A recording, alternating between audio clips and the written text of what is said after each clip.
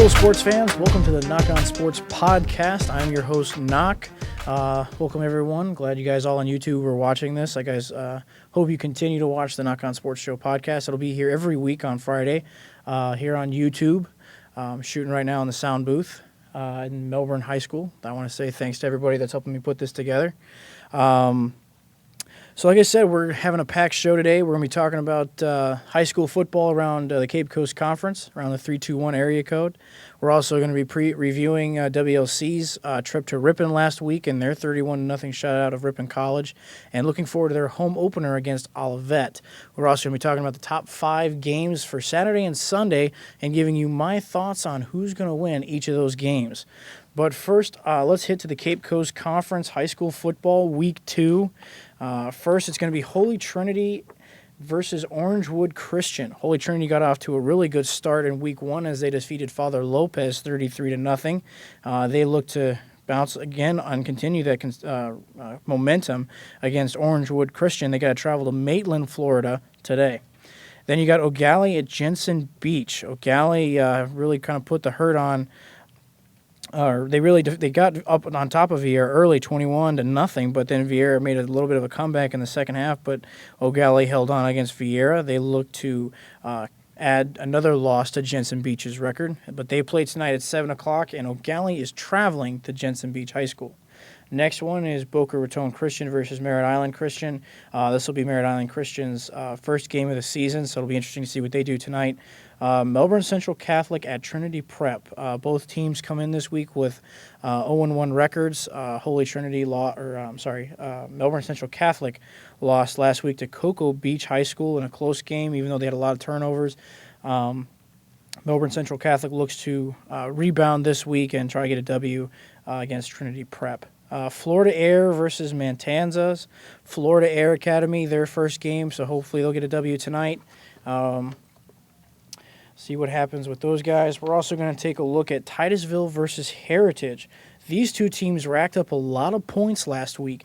Titusville had 42, Heritage had 45, so it'll be an interesting offensive matchup tonight. Another game tonight is Cocoa Beach versus Vieira. This game I will be at tonight at the Friday Night Locker Room. I'll be on there for halftime and giving live score updates. So if you want to follow on 90.3 or 89.3, 89.3 in Northern Brevard County and 90.3 in Southern Brevard County, you can catch us the Friday Night Locker Room at Cocoa Beach versus Vieira. Melbourne and Space Coast should be a really interesting game. Space Coast gave up a lot of points. It'll be interesting to see if Melbourne High School can take advantage of that and get their offense rolling. Fort Pierce Central versus Palm Bay. Both teams come in with getting W's last week. Another interesting matchup for Palm Bay to see how they do tonight.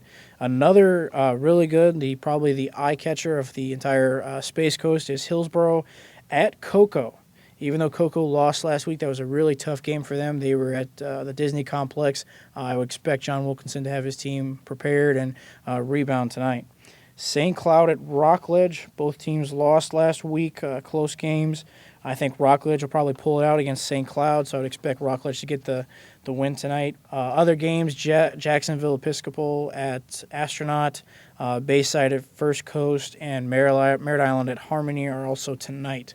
And like I said, I can give you more updates and all the scores later tonight on the Friday Night Locker Room. So that's all the football around the Space Coast. Let's now turn the attention to small college Division III football. Talking about Wisconsin Lutheran College and what they did last weekend. They beat Ripon for the first time in series history, 31-0. An impressive shutout, the 4th shutout in the school's history. The Warriors are starting off the season really well. They've got their continuing from last season, 5 consecutive wins. And they're really making that matchup against Benedictine look very, very intriguing for the Northern Athletics Conference. That's around mid-October. That game is made one of the top 10 games in the Midwest in small college football, so that should be a really interesting game. The offense did really well. They put up a lot of points, and like I said, obviously a shutout. The defense did a great job that day. Now they're going to get ready for Olivet, who lost last week. Olivet has beaten WLC in past years because of the fact that WLC and Olivet used to play together in the EMI AA. Olivet will present a challenge because they're in that Michigan Intercollegiate Athletic Association conference. So it should be interesting to see what WLC does this week. I think Ripon was a very good team. They've been very consistent over the years, but I think this also presents a very good challenge for WLC in their non-conference.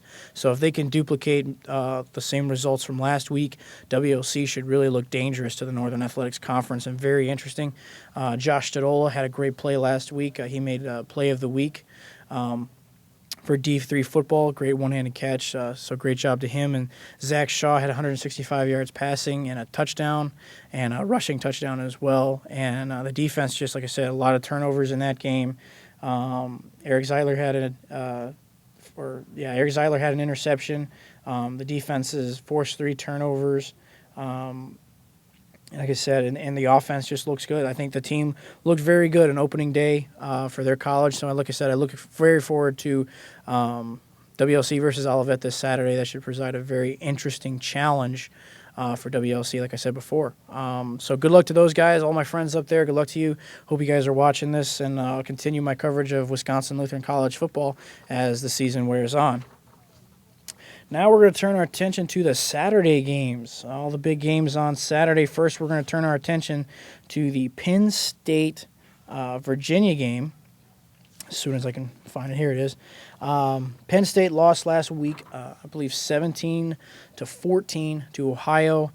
Tough loss, especially in a home opener. Penn State obviously still reeling from the whole Jerry Sandusky thing. I was very, very encouraged by the football team and the fans. Last week that it's still a packed house out there, and they're still following the team, and the team is still fighting hard. And I think that's all you can ask for, considering everything that's happened. I'm totally not in favor of what happened there and in that situation, but I am in favor of those kids and of the student body that's encouraging these football players at Penn State to continue on. And then, it'll be interesting this week. You'll really kind of find out against a good Virginia team, very good ACC team. They're going to have a lot to work with today or this week against Virginia. Virginia is a very good offensive attack, solid defense, I think. This is going to be a good test because Penn State put up a fight last week. If Penn State can put up a fight against Virginia this week, I think that shows that they're going to be competitive in a lot of their Big Ten conference games. Now, teams like probably Wisconsin, Ohio State, Michigan State, and probably Michigan, those kinds of team within the conference, those are going to be games that I think Penn State's probably going to hang in early, but won't be able to hang on for very long. Probably in the second half, those teams will pull away. So I'm very interested to see what happens. McGloin was 27 of 48, not bad. He had 260 yards for 2 touchdowns. The running game needs to pick up a little bit. They didn't have such a bad game, but you're going to need the running game a lot more, especially with Penn State. And Robinson had 9 receptions for 97 yards. So there are some encouraging things with Penn State, and obviously, the defense did well. They gave up 17 points, but considering everything that's gone on, that's a pretty tall order to accomplish. Because Ohio is not a bad team in itself. They're getting better every year. So it'll be interesting. I'll be honest, I think Virginia probably wins this game against Penn State by the score of 31-17. I think Virginia gets those 2 touchdowns. I think they just kind of, by the end of the third or fourth quarter, they kind of just pull away from Penn State. Moving on to Auburn versus Mississippi State. Auburn going to Mississippi State this week. Mississippi State has lost to Auburn the last 2 years. I'm picking Mississippi State to win this game. I think this is their year. I think Auburn versus Clemson last week kind of showed a lot of what Auburn is. I think they're still trying to get that offense going for Auburn. Their defense is always going to be good. It's an SEC team. Defense is always the name of the game. So I would expect this to be a very low-scoring battle. I would probably say anywhere of the score between, I'd probably say 13-10, Mississippi State, late field goal wins it. But like I said, I'm encouraged by the passing of Russell from Mississippi State, 15 of 23 for 175 yards and 2 TDs. The rushing of Milton, he had 8 carries for 65 yards and a touchdown. It's encouraging things for Mississippi State. I think Mississippi State finally breaks that barrier. I know they're in a very tough division in the SEC West, but I think they can definitely put together a run. I don't know if they're going to beat out LSU, Arkansas, or Alabama for that matter, but they can definitely, I think, beat Auburn this week and make some noise in the SEC West. Then we're moving on for all the Gator fans. We're moving on to Florida versus Texas A&M. That game should be very interesting. Texas A&M getting their first SEC conference opponent. I think that game is going to be really intriguing to see because I want to see what Texas A&M brings to the table to the SEC because Texas A&M was a very good school. Offensively, great numbers last year, even though that was under a different regime. They put up a lot of good offensive numbers. I think that's encouraging, especially considering the SEC has a ton of defense. So if you have a good offense, at least you know you can at least move the ball. But obviously, like I said, they're playing an SEC defense that does make a difference. Texas A&M, it'll be interesting. I think this is going to be a close game. I think the Texas A&M coach will have Kevin Sumlin will have his team ready, even though they're opening the season with a redshirt freshman under center. And a lot of questions so far with this Texas A&M team. I think they will compete. I don't think they'll beat Florida. I think Florida's got too much speed. The defense is too good. I think Florida is one of those teams that can sneak in the SEC East and play in the conference championship game. So I definitely think Florida wins this game probably by the score of 28-14, 27-14. Because I think Florida just has way too many weapons, too much offensive power for Texas A&M to keep up. I think Texas A&M, they get that first year. Same thing with Missouri even. I think Texas A&M and Missouri, they're going to need a year to kind of get adjusted to the way SEC plays football. Even though their offenses are, I think, ahead of the game to SEC offenses, I think they're still going to they're going to need some time to kind of get adjusted to the speed that the SEC plays with. Moving on to another game, we're going to talk about Nebraska versus UCLA, Big Ten versus Pac-12. A very interesting matchup.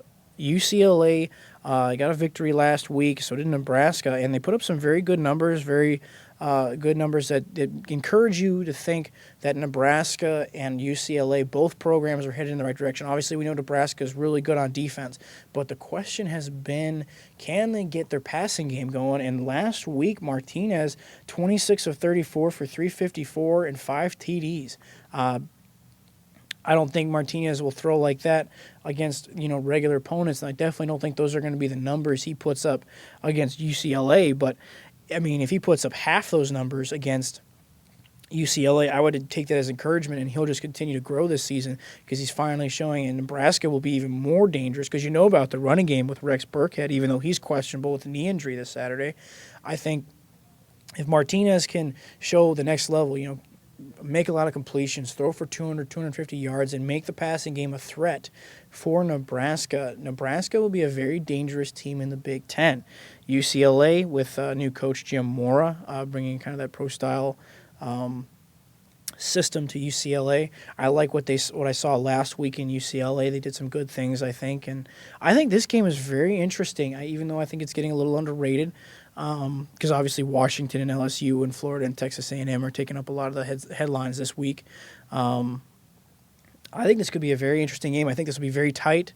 I think Nebraska pulls it out 27-24. I think Martinez has a good game, and I think they get the running game going even if Rex Burkhead is out of the game. I think they still get the running game going for Nebraska. UCLA, I like what they're doing. I just don't think they're ready yet for the kind of team that Nebraska is so far.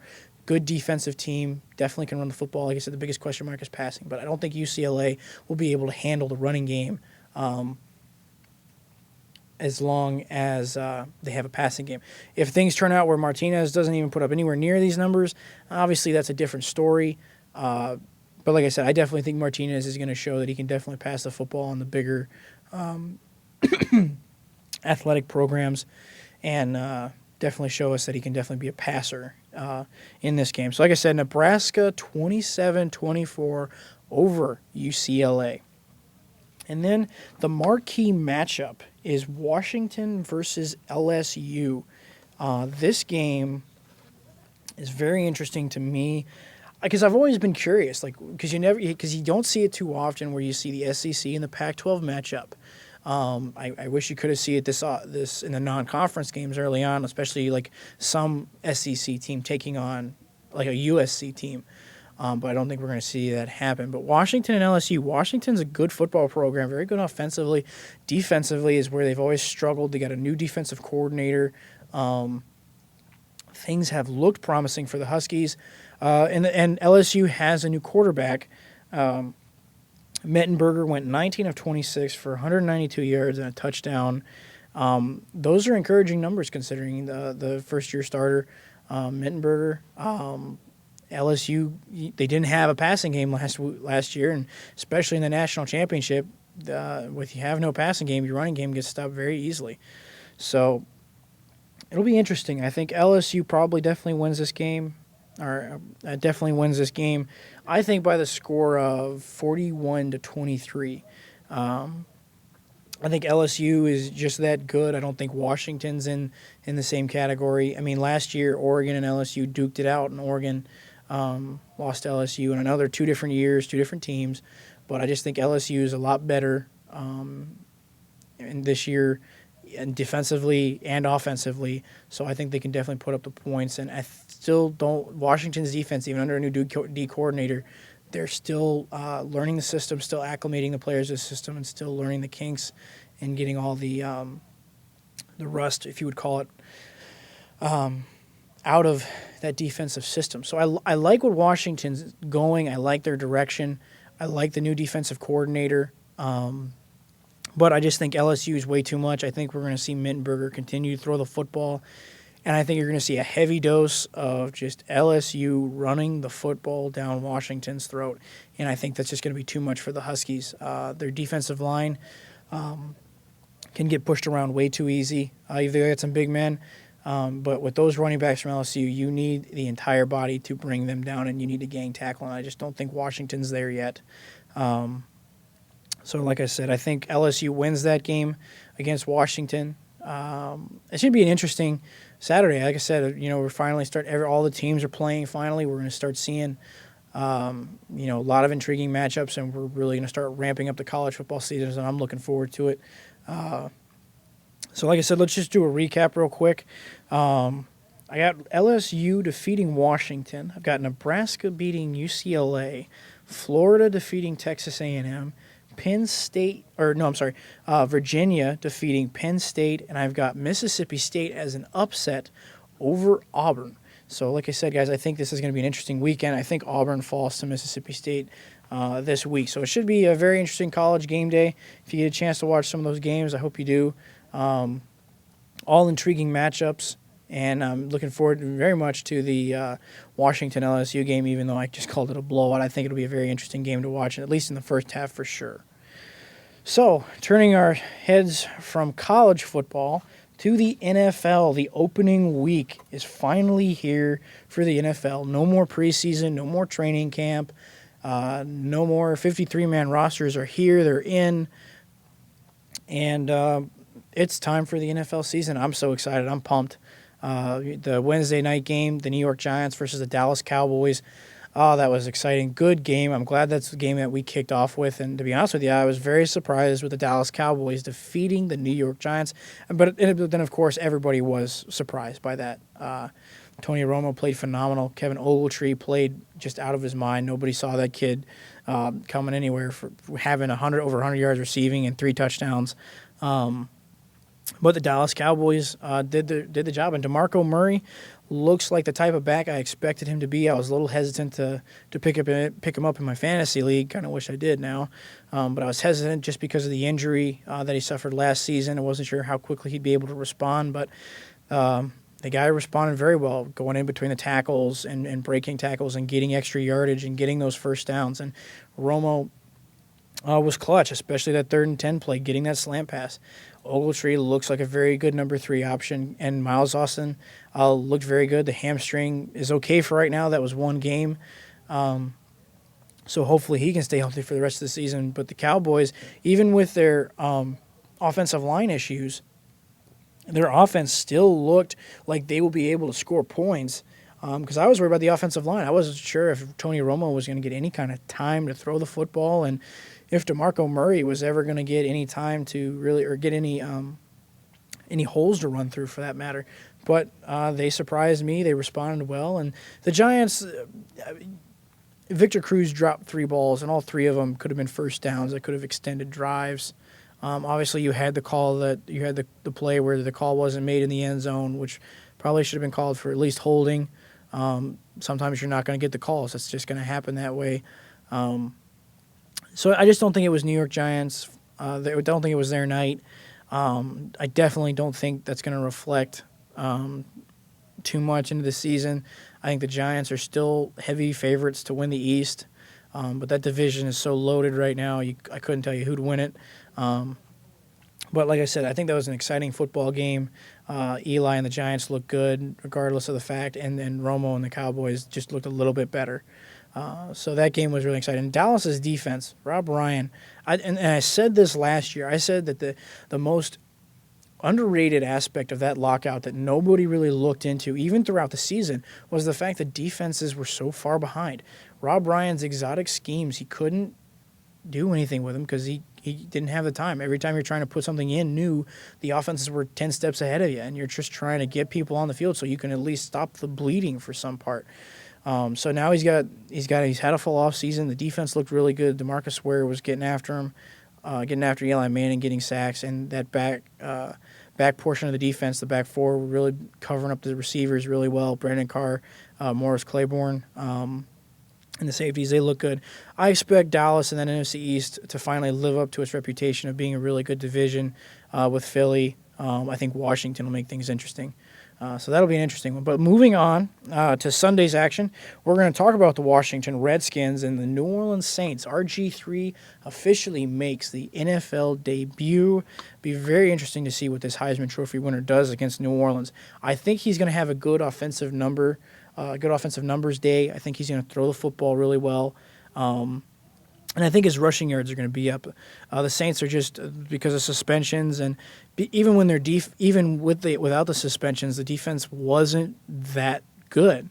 I don't expect it to be that much improved. They really didn't show any signs that they got anybody either in the draft or in the free agency that their defense has improved at all. So I'm not looking for much from the New Orleans defense. So I think RG3 will have an exciting game. I think he'll show the NFL what he is and have a good coming out to the NFL. I still think that the New Orleans Saints probably win this game. I think they win it by a score of 31-20. So I think even though the Redskins have a good showing, I think Drew Brees is still too much for a defense to try and play for trying to hold him back. If they can get pressure on Brees, then that's a different story. I think they could with Brian Orakpo, but he's been questionable due to a leg injury, and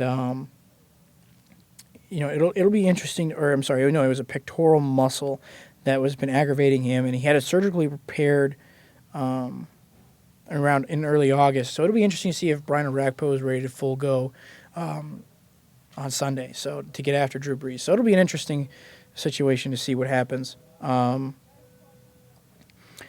definitely going to say that, like I said, New Orleans I think is going to win. I think they're going to be better. Drew Brees is going to be too much for the Redskins defense. So it should be I think it'll be an exciting game, but I still think New Orleans wins 31-20. Drew Brees throws for 300 yards, and he's just going to be Drew Brees. No stopping him there. So moving on, we're going to go to some of the 4 o'clock games. The next one that really intrigues me is my favorite team, the Tampa Bay Buccaneers and the Carolina Panthers. That game is really going to be interesting because it's kind of like last year in the season opener for Tampa Bay. Tampa Bay was playing Detroit. Both teams came off of really good end-of-the-year success, and everybody was curious to see what step those two teams were going to take, and clearly we know that now Detroit is a very good team, very good offensively, still need some work on the defense, but they are going in the right direction. They went up last year, Tampa Bay went south, but under new head coach Greg Schiano, I expect that to be different. Greg Schiano has installed a new order, and I like it. I think that during the preseason you saw hot and cold, and I think when the starters were in more of the game, like Miami and New England, I think you saw more of that hot flame, and you saw more of the consistency, and you saw, wow, this is what Tampa Bay can do and present and bring to the table. In Carolina, you got the all-star superstar Cam Newton. I mean, my goodness, this guy was great last year. 400 yards in his opening game against the Cardinals. I mean, regardless of the fact that it's your rookie debut, but my goodness, 400 yards. That's pretty impressive. I'm looking forward to see what he does against Tampa Bay. I don't think he'll put up 400 yards passing. I really hope he doesn't. But I still think he'll put up 250 yards plus in passing. Steve Smith and Greg Olson are going to be his targets. Mike Tolbert coming out of the backfield. Legadou Nane as well. I still think they have some good number 3 receivers in there as well. They can definitely catch the football for him. They're going to stretch the field, especially with Steve Smith. So Aqib Talib and Eric Wright are going to have their hands full.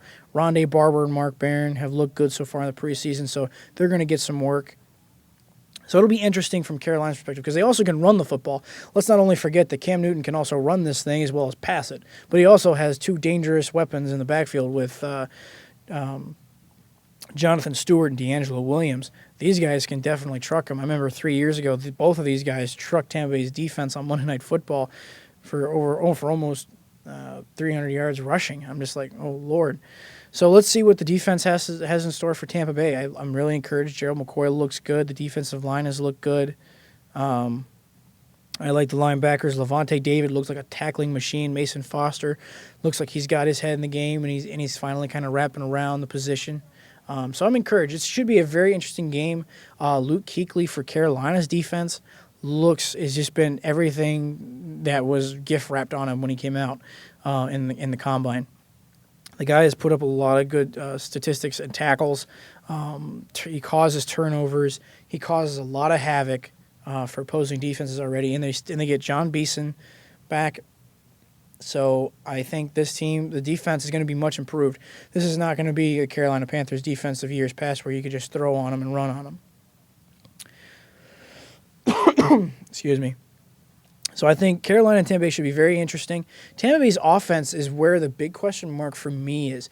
What kind of Josh Freeman are we going to see coming for this season?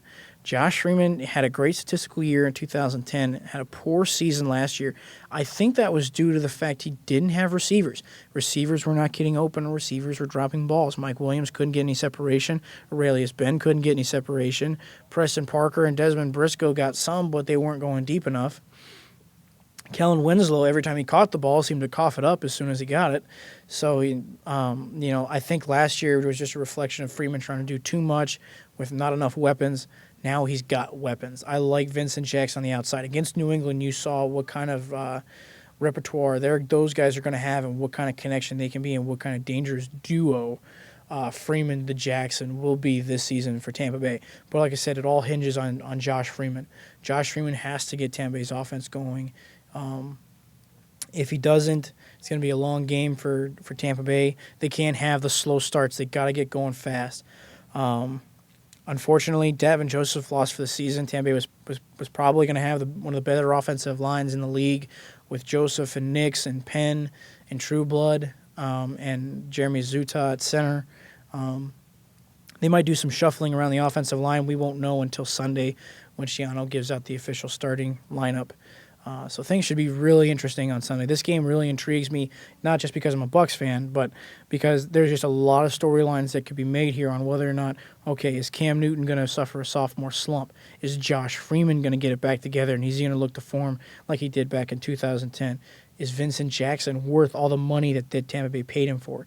Can Doug Martin and LeGarrette Blount share the backfield and really make Tampa Bay a very good running team and get those tough yards and really pound the rock for the Buccaneers? Can Carolina's defense show up, be better than they were last year? And if Luke Kuechly can cause more turnovers and create more havoc, it's just a very, very open book of storylines that you could just pick one and you could just pick so many from that you don't know what you're going to get from this game. But to be honest, I'm going to go with the hometown team, Tampa Bay. They're commemorating Rondé Barber's 200th consecutive start. I want to say congrats to Rondé Barber. Been a Bucs fan all my life and remember him from 99 and 96 when he was drafted, or 97, I believe. So I think, 200 starts as a corner, that's impressive. 200 consecutive starts That is a very impressive record. Obviously, you got Brett Favre with all his starts, but as a DB, Rondé Barber, that's a great job. Congratulations, and I hope Tampa Bay gets the win, and I hope you guys get the W for your 200th consecutive start. So I picked Tampa Bay to beat Carolina by a score of 27-24. I think Connor Barth kicks probably a 48-yard field goal for Tampa Bay to win it. So moving on, we're going to go to another big game matching Super Bowl contenders, San Francisco versus Green Bay. That game should be really interesting. What kind of teams are we going to see? 49ers added so many offensive weapons and free agents this offseason. They had Brandon Jacobs. They drafted LaMichael James to go along with Frank Gore to kind of spell him a little bit and try to keep him healthy. They signed Randy Moss. They drafted some more wide receivers, brought other guys in. To give Alex Smith more weapons. It'd be interesting to see if they really unleash Alex Smith and what kind of will that potential we saw from Utah come out finally, and will the offense for San Francisco be able to convert third downs because they had so much trouble last year in the NFC Championship game converting third downs. So if Alex Smith and the San Francisco 49ers can do that, they got a really good season ahead of them. Now you got the Super Bowl 45 champion Green Bay Packers. They fell short last year. They had some unfortunate happenings off the field with Coach Philbin at the time with his son. Just unfortunate timing, and they had to play the Giants, and the Giants were on a roll. Even though the Packers were 15-1, I would expect that the Green Bay defense be so much better this year, vastly far more improved. I mean, they gave up nearly 5,000 yards passing. I mean, their turnover margin was exceptional. They led the league in interceptions. So I would expect Green Bay to continue in that department, even though Charles Woodson's moving to safety. I continue to think that the Green Bay defense will get a lot better. Nick Perry and Clay Matthews will make a formidable pass rush from both sides. So I think opposing quarterbacks are going to have long days ahead of them. And B.J. Raji coming up the middle, wouldn't want to be Alex Smith on Sunday, I'll tell you that. So I think with Green Bay's offense, it's Green Bay's offense. You got your league MVP last year, Aaron Rodgers, and Green Bay's depth at wide receiver, Jordy Nelson, Greg Jennings. You still got Donald Driver, James Jones, Jermichael Finley, the numerous amount of weapons, along with Cedric Benson and James Starks. I think Cedric Benson can definitely provide a running game for the Packers because they're going to need one. Even though the Patriots have had success with it, they haven't won a Super Bowl with it. All three of their Super Bowls, they had a running game.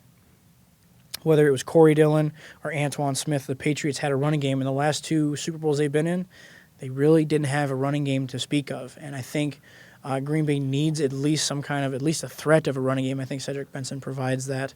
But Aaron Rodgers is going to be Aaron Rodgers. He's going to be slinging around the field.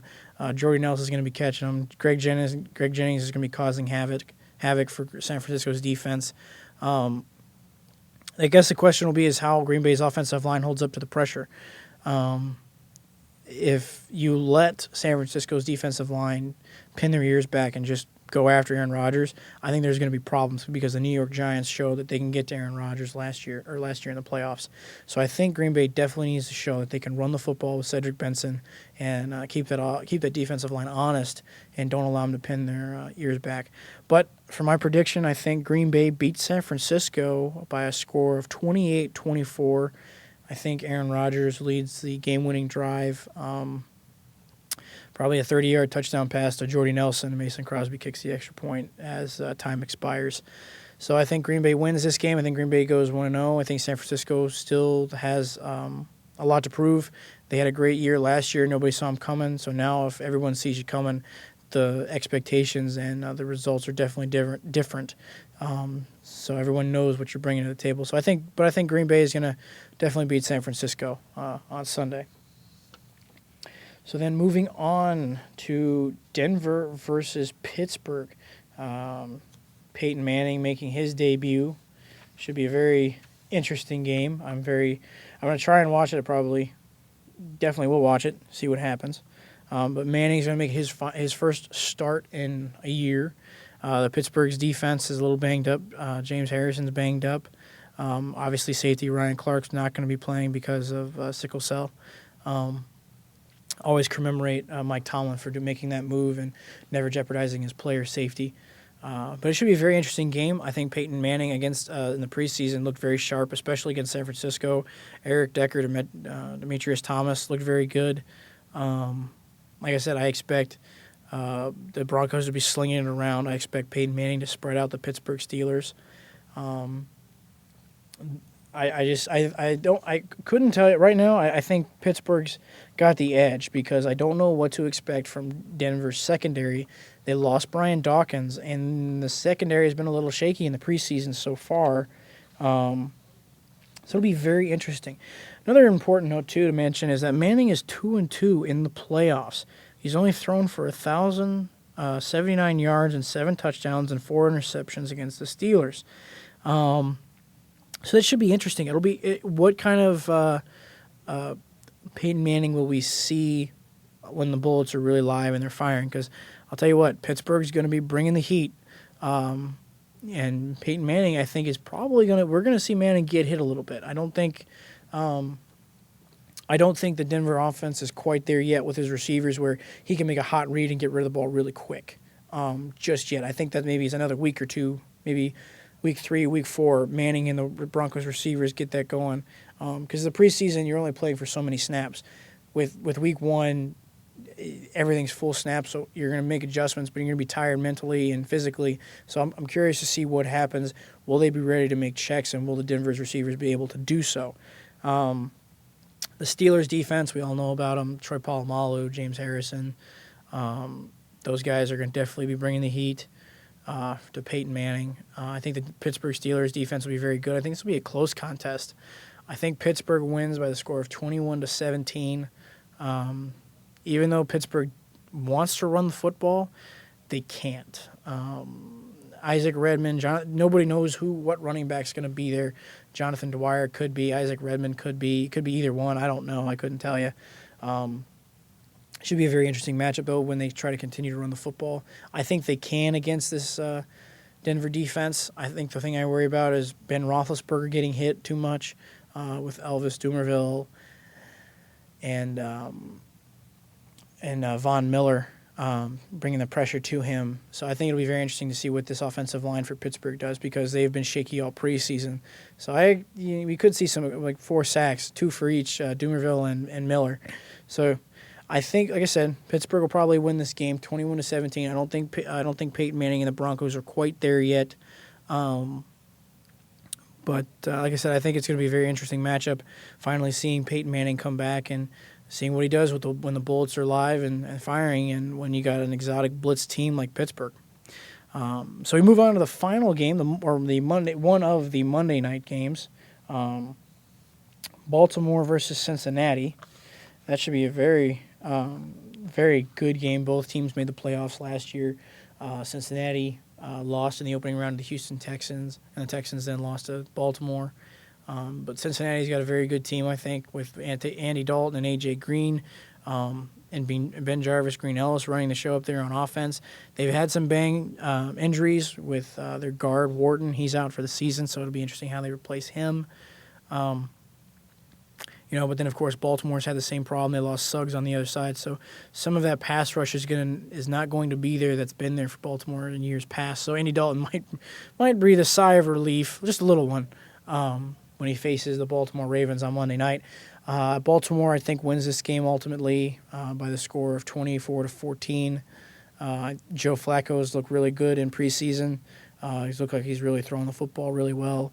Torrey Smith looks like the burner and looks like he could probably improve on the numbers he had from last year. Anquan Boldin is going to be that receiver that goes over the middle and gets those first downs for Flacco. And Ray Rice, I mean, this guy put up solid numbers last year. I don't even call him solid. Put up great numbers last year. 1,300 yards rushing, 700 yards receiving, and it's just impressive. I mean, he was pretty much the Ravens' offense last year for a lot of the games. So I think Ray Rice keeps it on track. I think he continues. He rushes over for 100 yards, probably a score or two. I think probably 1 rushing, 1 receiving. because I just don't see Ray Rice losing any touches no matter what. I think Ray Rice is still going to get a lot of catches and still he's going to touch the ball, running the football. Cincinnati's defense looks very interesting to me. I wonder what they're going to bring to the table. They've had injuries on that side of the ball as well. Will they be able to get pressure on Flacco? Will they be able to keep Torrey Smith in check, or Ray Rice in check for that matter?